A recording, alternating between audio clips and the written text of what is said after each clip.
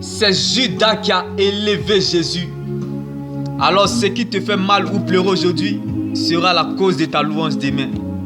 Ce que tu ressens comme douleur aujourd'hui sera ta force demain.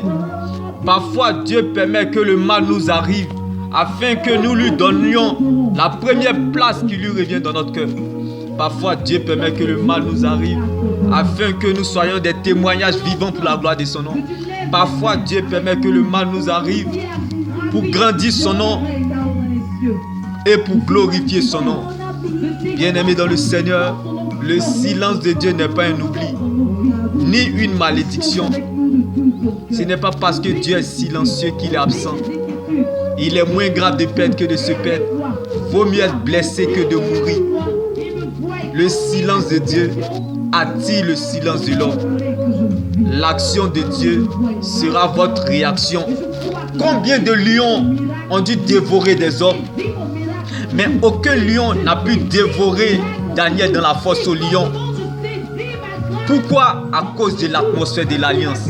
Je ne sais pas pour toi, je ne connais pas ta situation, je ne sais pas là où tu te situes, mais que Dieu prenne la forme de ce qui te manque.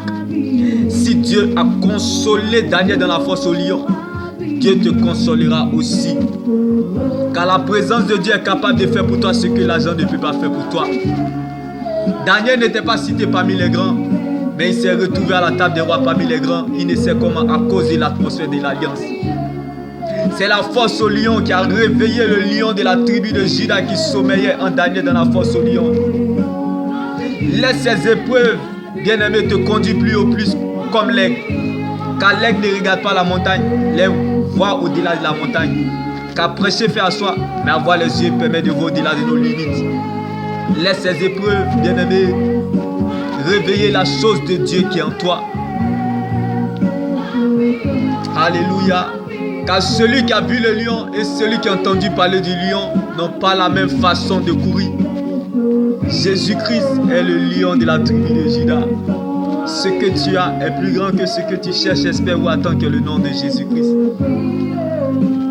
Va avec la force que tu as, car ce qui arrive est mieux que ça. Ne limite pas la main de ton Dieu. Dieu ne nous doit rien.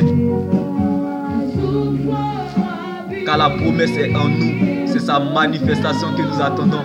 Le Saint-Esprit en nous, sur nous et avec nous. Or, la promesse que Dieu nous a faite est la vie éternelle. Tu as la vie éternelle et tu t'inquiètes sur les choses terrestres. Ne patientez jamais pour les choses terrestres. Sinon, vous finirez frustrés. Car la patience des choses terrestres, c'est quand la poule aura des dents. Mais patientez pour les choses de Dieu, vous ne serez jamais perdant ni déçu. Car celui qui obéit à Dieu ne sera jamais perdant.